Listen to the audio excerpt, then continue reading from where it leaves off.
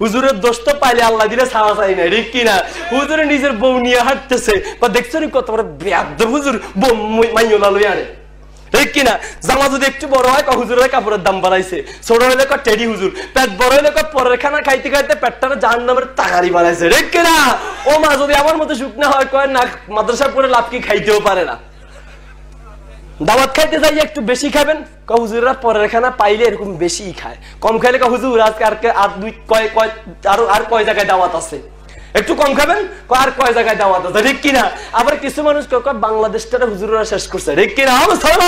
কুত্তা মরে, ছাগল মরে, বিড়াল মরে, পশু মরে, জানাজা হয় না।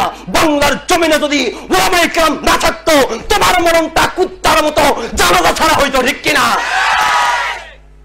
তোর আব্বার বিয়া পড়াইতে হুজুর লাগছে, বাদাই মা তোর মারা তোর আব্বার বিয়া যদি হুজুরের না পড়াইতো তুই হারামজাদা হইতি, ঠিক কিনা? তোর তুই জারজ পোলা হইতি, তুই জারিবা পোলা হইতি, তুই হারামজাদা হইতি। তোরে তো সহিভাবে জন্ম দেওয়ার ক্ষেত্রে হুজুরের অবদান আছে। এখন হুজুর পাইলে এখানে গুতাসকা, হুজুর পাইলে বাস দেয়।